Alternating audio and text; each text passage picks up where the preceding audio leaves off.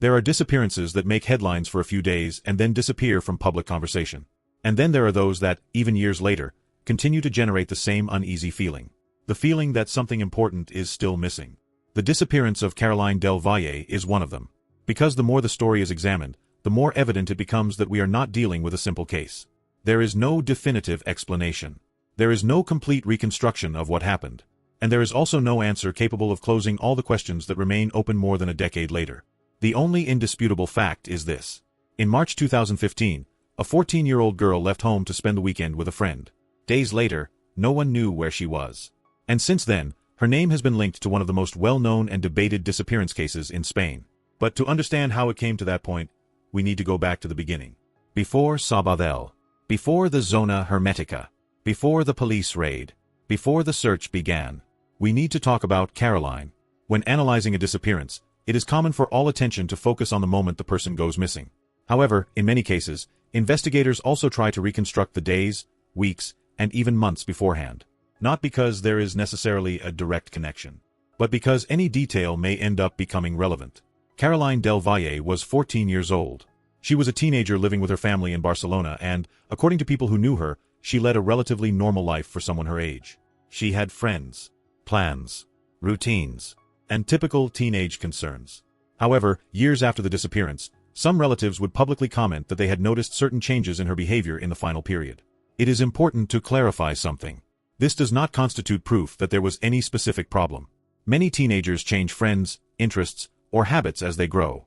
But when a person disappears, it is inevitable that the family mentally reviews everything that happened before. Conversations, decisions, seemingly insignificant comments. Everything is analyzed again, searching for a sign that may never have existed. And that is exactly what happened in this case. Over the years, many people close to Caroline wondered if there was something they failed to notice. Something that could explain what happened. But to this day there is no clear answer. The story takes a turn during a weekend in March 2015. At first, it did not seem like a special weekend. Caroline was supposed to spend a few days with a friend named Sylvia. A situation that did not cause any particular concern within the family. During those days, several phone conversations take place between Caroline and her mother. According to the later account of Isabel, Caroline's mother, the girl asked for permission to stay out one more night. Permission was granted. Nothing seemed unusual. In fact, one of the last conversations between mother and daughter would be remembered for years by Isabel herself. A conversation that would later take on a completely different meaning. Because no one imagined that it would be one of the last times they would speak. At that moment there were no warning signs. No arguments. No known threats. No event suggesting that something serious was about to happen. But while the family went about a normal weekend, Caroline's plans began to change. And those changes would eventually lead her to Sabadell. Reconstructing exactly how those hours unfolded has not been easy. Part of the difficulty of the case comes precisely from that. There are testimonies. There are statements. There are memories. But they do not always match. What seems clear is that, at some point during that day, Caroline ended up traveling to the Zona Hermética in Sabadell. For those unfamiliar with it, the Zona Hermética was one of the largest nightlife areas in Catalonia. For years it was a meeting point for thousands of young people. Clubs, venues, crowded streets, constant music, and an endless flow of people coming and going throughout the night. It was a place where it was easy to blend into the crowd, and also a place where it was easy to lose sight of someone. That night, Caroline was not alone. There were other people, friends, acquaintances, and different groups that, according to various accounts, interacted throughout the night. This is where one of the first problems in the investigation appears. Not all witnesses remember the same details. And not all describe the same sequence of events. What one person considered an important encounter may have gone completely unnoticed by another. And when a disappearance depends on reconstructing precise minutes within a chaotic night, those differences become a major problem. A significant part of the reconstruction places Caroline around the Bora Bora nightclub area. For years, this venue repeatedly appeared in the timeline developed by investigators, journalists, and family members. Different groups of young people converged there. Encounters took place. Conversations. Entries and exits, and movements that later became very difficult to reconstruct accurately. It is important to remember something. When we talk about an investigation years later, we often imagine an exact chronology, as if there were a camera recording every second. But reality is very different. Most information comes from human memory, and human memory is imperfect. Some people remember certain details clearly, others do not. Some confuse timings. Others mix different moments of the same night. That is why investigators faced an especially difficult situation from the start. There were many pieces, but they did not all fit together, and some seemed to belong to different puzzles. And then comes the moment that would forever mark the story: the police intervention. Although there are different versions of certain details of the operation, almost all accounts agree on one thing. The police presence caused a sudden change in the atmosphere. People leaving venues in haste, groups dispersing, young people trying to locate their friends, and a situation that several witnesses later described as chaotic. From that moment on, the chronology begins to fragment. What was once a relatively identifiable group becomes multiple individual trajectories. Each person makes different decisions. Some leave. Others stay in the area. Others try to regroup with friends. And in the middle of that scenario, Caroline disappears from the radar of those who were with her. That moment is the heart of the mystery. Because everything that happens afterward is surrounded by uncertainty.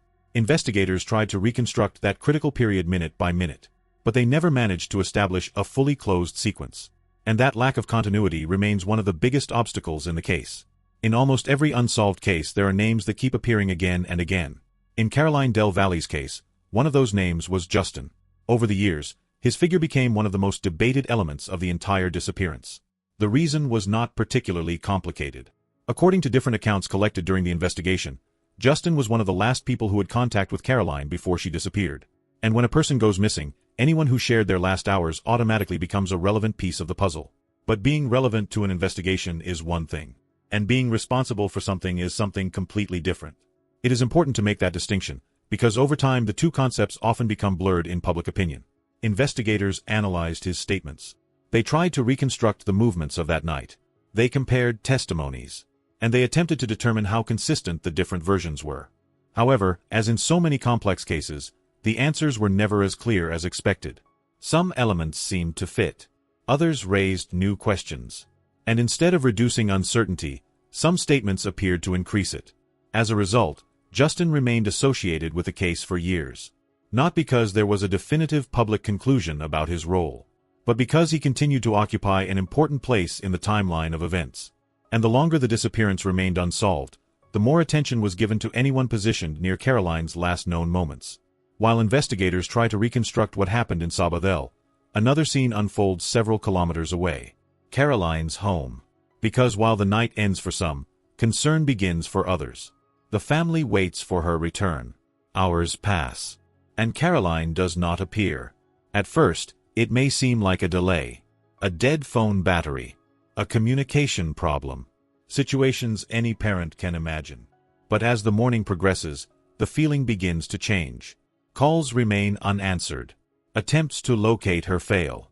And uncertainty turns into something much more serious. The mother tries to contact the people she was supposedly with. She wants to know what happened, where she is, who she was last seen with. And that is when versions begin to appear that do not fully align. Each new conversation provides information, but also creates new doubts.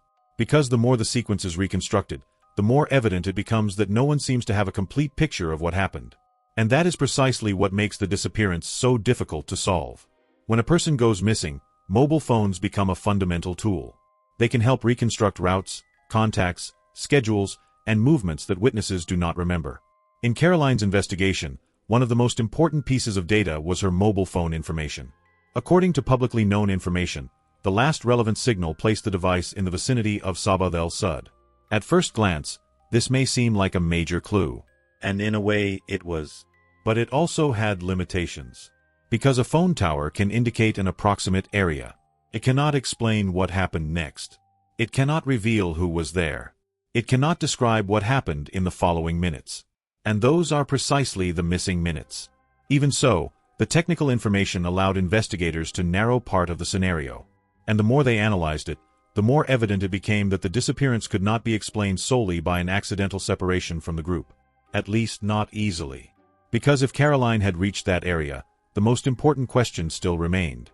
What happened next? The first days are usually decisive in any disappearance. It is during this period that the chances of finding fresh information are highest. That is why the investigation is activated quickly. Statements are taken. Routes are analyzed. Cameras are searched. Calls are reviewed. Every detail of that night is reconstructed. But there is a problem. The night took place in one of the most chaotic environments possible for an investigation. Thousands of people, constant movement, groups continuously changing location, and a police intervention that caused even more dispersion. All of this makes reconstruction extremely complex. Unlike other cases where there is a clear, documented last sighting, here the information is fragmented. Each witness provides a piece, but no single piece shows the complete picture. And as days pass, the ability to verify certain details decreases. Human memory does not work like a recording. It degrades. It changes. And sometimes it incorporates elements that never happened. That is why investigators must carefully separate reliable memories from those influenced by time. A much harder task than it may seem from the outside. During the investigation, different locations of interest emerge. One of the best known is the area around Canfou Castle. The site attracts media attention. Searches are conducted. And for a time it seems that there could be a relevant clue. Each new location generates expectations. Each search opens a possibility. But the reality of investigations is far less cinematic than we imagine. Most leads go nowhere. And that is exactly what happened on many occasions in this case. Search teams continued working. Investigators kept reviewing information. But the definitive answer never appeared. And the more time passed, the harder it became to find new evidence capable of breaking the deadlock. As months go by, the disappearance is no longer only a police investigation. It also becomes a matter of public interest. Media outlets begin covering the case. Specialized programs analyze available information. And public opinion starts building its own theories. A very common phenomenon appears in high-profile disappearances: the difference between information and speculation. Every new fact generates interpretations. Every contradiction fuels suspicion. And every silence is analyzed in detail. But media attention does not guarantee answers. In fact, sometimes the opposite happens. The more people try to explain what happened, the more versions begin to circulate. And separating fact from interpretation becomes increasingly difficult. When the investigation seemed to have exhausted many of its possibilities, a new element attracts media attention: a vehicle with French plates linked to new lines of inquiry. This development triggers another wave of interest. After years without definitive answers, any possible lead becomes extremely significant. But caution is necessary. A lead is not proof. A possibility is not a conclusion. And a hypothesis is not a definitive explanation. Images raise questions. Some of those questions are legitimate. However, publicly available information never fully closed the circle. All this episode shows is that the case was still active, that it continued to generate new lines of analysis, and that investigators still believed answers might emerge. If there is one word that appears constantly in the study of Caroline del Valle's case, it is contradiction. Not necessarily because someone was lying. And this is important to clarify. When dozens of people try to reconstruct the same night from different perspectives, differences are normal. Human memory does not record events like a video camera. It selects information, forgets details, fills gaps, and often reorganizes memories without the person realizing it. However, some discrepancies particularly caught the attention of investigators, journalists, and family members. Who was really with Caroline during her last hours? At what exact moment did she separate from the group? Who saw her last? And where exactly did that last contact occur? These are seemingly simple questions. But the more they are examined, the more complex they become. Because there is no single version accepted by everyone.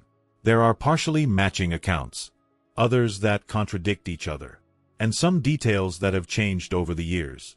The result is clear. The chronology never fully closes. And when a chronology remains open, any hypothesis becomes harder to confirm or dismiss. While investigators and media try to reconstruct events, the family lives a completely different reality.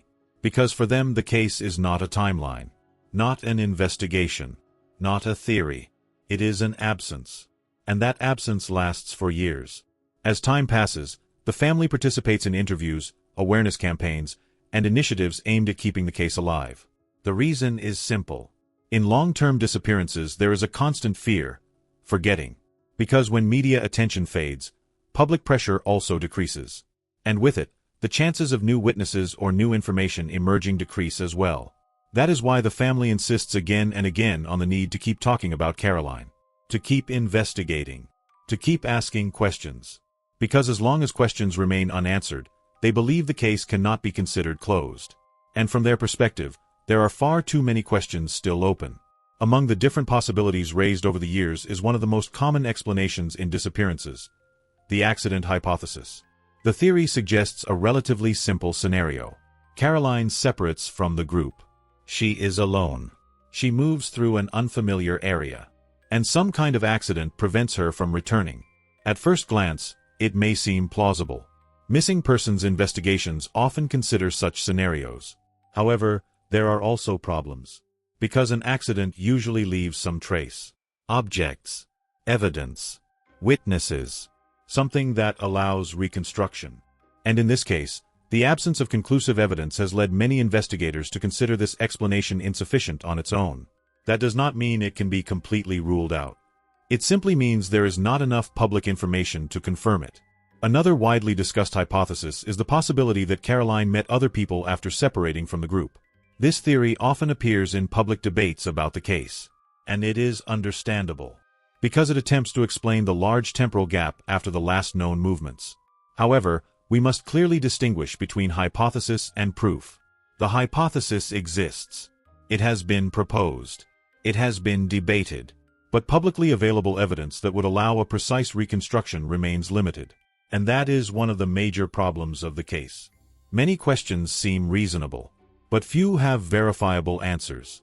Even so, for many observers this possibility remains one of the hardest to dismiss, mainly because it can account for some of the unknowns that other theories cannot explain. Over the years, one of the most striking aspects of Caroline del Valle's disappearance is not the answers obtained. It is the gaps that remain. There is an important difference between a complicated case and an incomplete case. A complicated case can contain a lot of information. Too much information. An incomplete case is different. It is defined precisely by what is missing. And Caroline's disappearance seems to belong to this second category. We know how the story began. We know where she was during part of that night. We know who was present at different moments. We know there was an investigation. We know there were searches. We know new leads appeared years later. But we still do not know what happened during the most important interval of all. The minutes, or perhaps hours, that separate the last known data from the final disappearance. That gap remains the center of the mystery, and also the main obstacle to solving it. And this is where the strictly documentary part ends. What I am about to say next are not facts, not police conclusions, not evidence. It is only a personal assessment based on publicly available information. The first thing that stands out to me is that too many key elements depend on human memory. And human memory is extraordinarily fragile. After a chaotic night, with hundreds or thousands of people around, with constant movement, and with the passage of years, it is inevitable that some versions change. That does not automatically make anyone suspicious. It simply makes reconstruction much harder. The second striking aspect is the lack of a closed chronology. In many unsolved cases there is a specific breaking point. A call, a camera, a witness, something. Here there is none. Instead, there seems to be a kind of fog, a gray area where certainty gradually disappears. And that is precisely why the case is so frustrating. Because there is no single decisive moment. There are many small, incomplete moments. And finally, there is something that always brings me back to the same point. Caroline's age. 14 years old.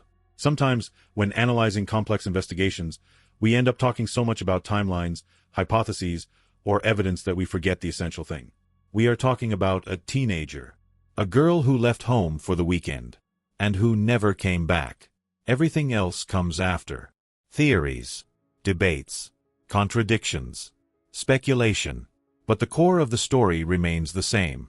A family that lost their daughter, and a question that still waits for an answer. More than 10 years have passed since that March night in 2015. The Zona Hermética is no longer exactly what it once was. Many of the young people who were there that night are now adults. The streets still exist. The stations still operate. The city moves forward. But the mystery remains. Because some stories end with an explanation. Others end with a conviction.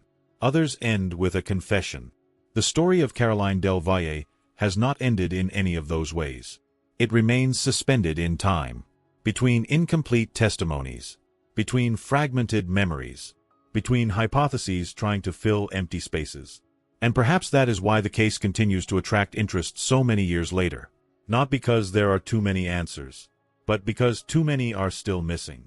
And as long as that remains true, the same question will continue to survive the passage of time. A simple question, but impossible to ignore. What really happened to Caroline del Valle that night? There are questions that find answers, and there are questions that remain open for years. The disappearance of Caroline del Valle belongs to that second category. Until it is known what truly happened that night, her story will continue to be remembered. Thank you for watching this documentary. If you like real cases narrated with depth and respect, don't forget to subscribe to John Crimes. Until the next investigation.